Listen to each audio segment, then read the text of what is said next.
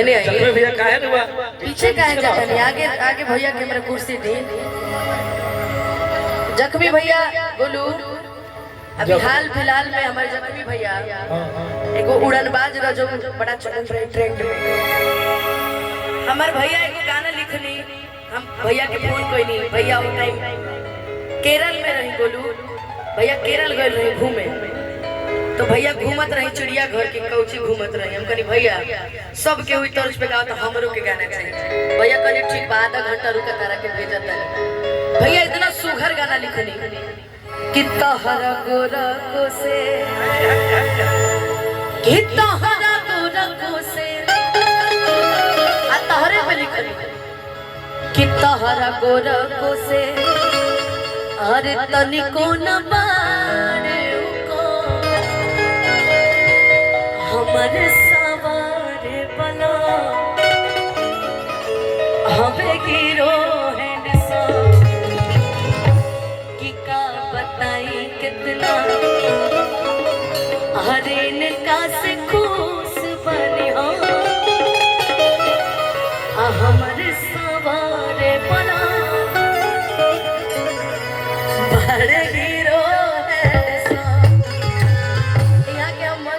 पहले गई भैया कहने की एल्बम रिकॉर्ड कर दो हमने कहा भैया क्या एल्बम रिकॉर्ड किया जाए इस तरह पे बहुत लोग आए लेकिन हम देखने की इहो गाना एल्बम पे गा देवल गइल बा बकिर हम यह कह कि जे भी ई गाना के गइले बाड़ी वो हमार बहिने है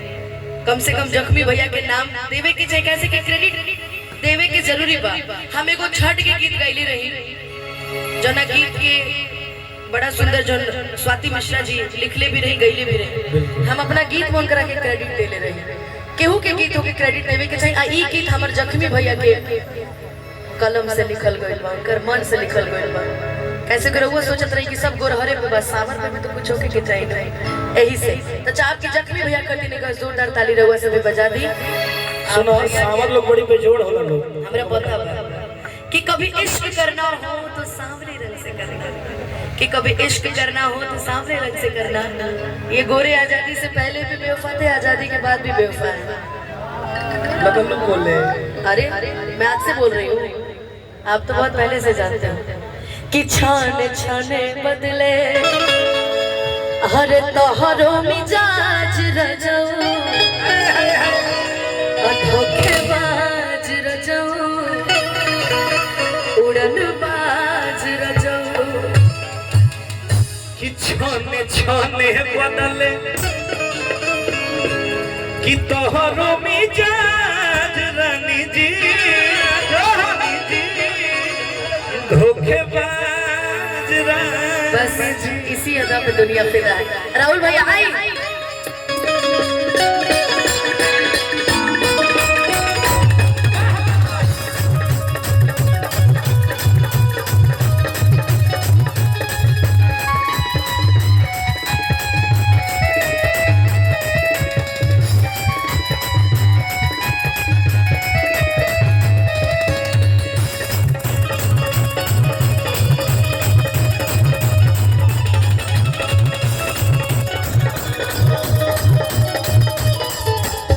छोटे छोटे बदले तोहरो मिजाज रजऊ धोखेबाज रजऊ उड़नबाज रजऊ छोटे छोटे बदले तोहरो मिजाज रजऊ धोखेबाज रजऊ उड़नबाज रजऊ तोहरा यादत से तोहरा यादत से तोहरा यादत से हो जाएगी पुतारा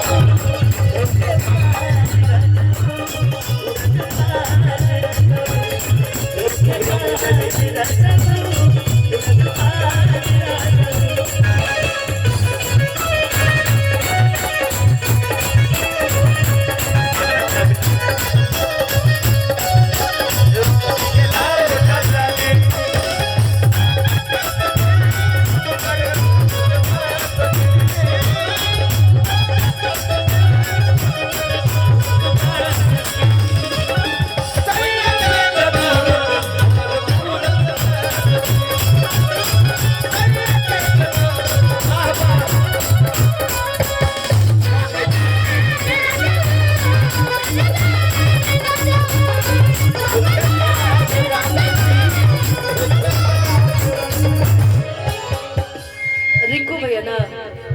मुखिया जी रिंकू भैया हमने के कलाकारन के प्रेम देवे वाला बड़ भैया बुलाइल नहीं कि भैया बरिसवन के भैया बरिसवन के बाकी दुनिया में अतना फिर भेंट हो भैया दुनिया में अतना भाई से भेंट भई अब गोलू भैया गाली हम तब हाँ, रह जाए हाँ भैया अभी नहीं कह जाए कल हल्का जाए कहो गोलू भैया कल हल्का जाए ना कहत रहे ना कह जाए रुक जाए कोनो बात ना भैया अगला ट्रेन आई ना ना ना रुके के बाद उ त आई भी करब लेकिन अभी रुकबा तब आई ना त ना कैंसिल हां वो कौन एगो होला कि एगो रबड़ एगो पेंसिल अब भैया के कार्यक्रम कैंसिल आ तो अब फिर उकर का कहल जाला ए फॉर अंतिम संस्कार हो जाए घर भर के जिम्मा सैया अरे हमारे कपारवा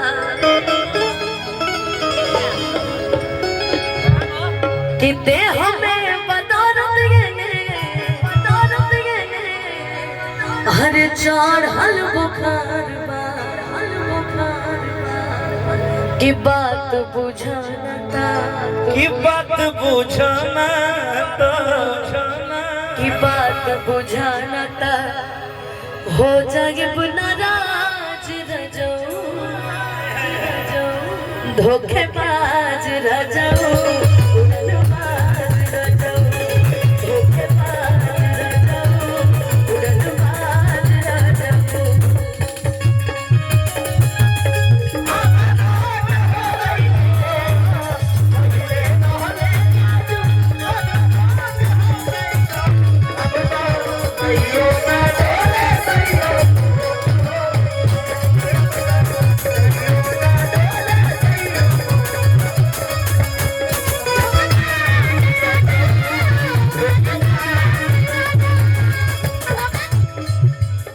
अगला लाइन सुना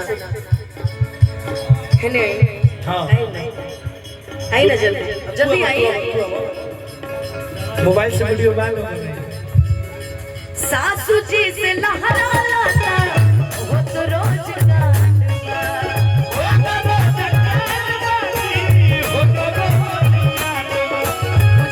आपका क्या नाम है पायल अमित संग पायल हम बोलब तो दुख लागी जाए करिया करिया तो हम जब बोलब तो तोरो दुख ना लगे ऐसे कहलिए कैसे कि तोनी के ब्लैक कहले ई मंच पर पति पत्नी के भाव कर सकेला बके जा कर देते नहीं तोरा बोलला पे हमरा दुख ना लगे सासू जी से लहरा लाता हो तो रोज गानवा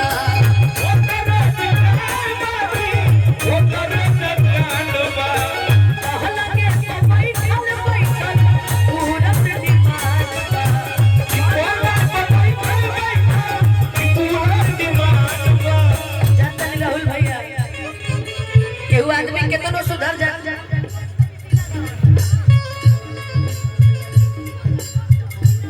अब हम बता दें के हुआ बस नहीं के हम तो भूपेश भैया के कोई होने सामने बड़े कैमरा मैन हो के हुआ बस नहीं के हुआ बस नहीं के हुआ बस नहीं के